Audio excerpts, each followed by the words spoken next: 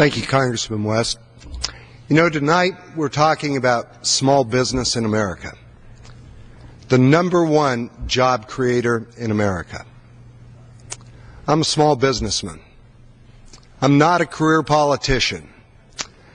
It seems to me that once you come to this place and you're surrounded by pillars of marble, vast expanses of grass and glorious monuments, that it seems to kind of cloud your vision on what's really going on back at home. We are seeing businesses right now. They aren't the mega corporations that are often talked about by our colleagues. Small businesses trying to provide a job, trying to be able to build a future. I live in western Colorado. My district encompasses a good portion of the entire state of Colorado, the 8th largest congressional district in the United States. 54,000 square miles. The #1 employer there, a small business. Traveling through that district, I found it remarkable.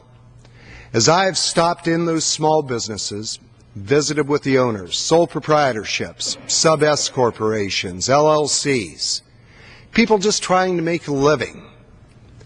As I visited in those communities with county commissioners, with city council members, one message comes through loud and clear. Government is overregulating America. It is hurting our ability to truly be able to get Americans back to work. Congressman West just mentioned a very important figure. In this country, we are paying $1,750 billion a year. In terms of regulatory cost, that is impeding America's ability to be able to get back to work. Now, some of our friends always want to take that to the extreme, saying that we want to eliminate all regulations.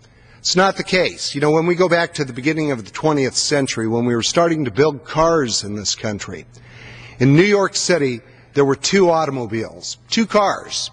They ran into each other. So stoplights are not a bad idea. But government has overreached. It is hurting small business and our opportunity to truly to be able to grow America.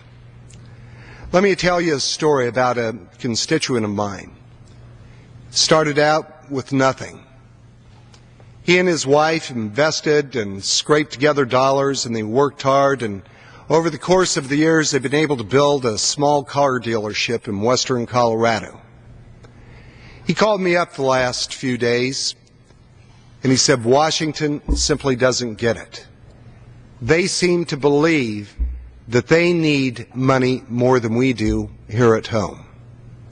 And that brings us back to a lot of the conversation which we've been having over these last few days in terms of the debt and the deficit in this country. We currently have a debt in this nation, $14.3 trillion. Come the end of September, we're going to be adding on another $1.4 trillion on top of that national debt. A crushing burden on the promise of America. His granddaughter, she isn't old enough really to know how much she owes, but her portion of that national debt is now well in excess of $45,000.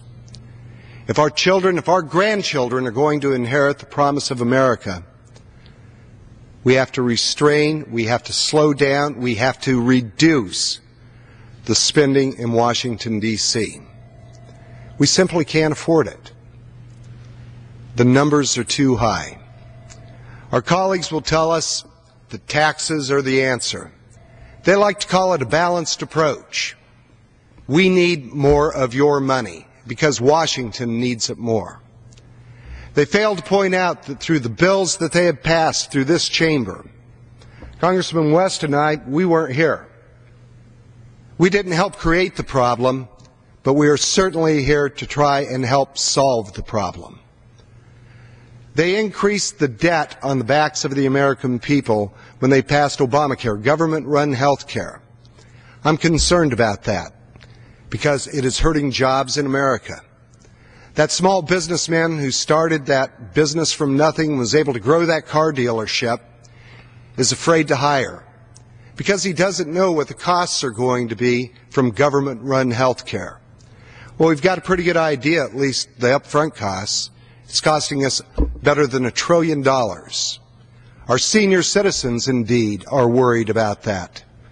Through the actions of our counterparts, we saw that $562 billion was cut out of Medicare to be able to fund that program. And starting in January of this coming year, the President will appoint his 15-member commission to start rationing health care for senior citizens. We're fighting to stop that. The connectivity which we see in our economy between government regulations, excessive taxation, and having too many people in Washington who've never got dirt under their fingernails. They've never met a payroll. They've never created a job. They've never worked in the private sector. That's the disconnect between here and at home. We have people right now that are gathering around their kitchen tables. They're looking at the resources that they have coming in and knowing that they can't spend more than they take in. Tomorrow morning, those small businesses are going to unlock the doors. They know that they have to spend within the limitations of the income that they have.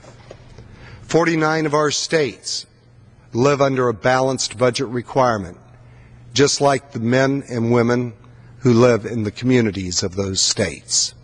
Isn't it about time? Isn't it about time that Washington applied the same principles that they expect out of every American family to apply to Washington, D.C.? Some will say no, but that's a challenge. More importantly, that is the opportunity that we truly face right now in this country. We have an opportunity to change the course of American history for the better, to embrace once again the values that truly made this country the freest, the richest, and the greatest nation on the face of the earth, and that the earth will truly ever see. American entrepreneurship, American know-how. But we have to have the freedom, the resources, the opportunity to do that.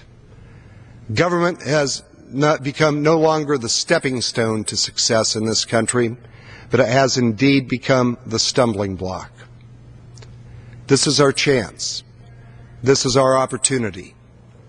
We have many votes here, had a vote today.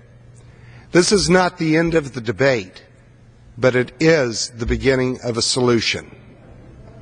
If we embrace that opportunity, that special and unique thing that it is to truly be an American, American exceptionalism, and allow Americans to do what they do best, to innovate, to create, and to build, we will be able to get this country back on the right course.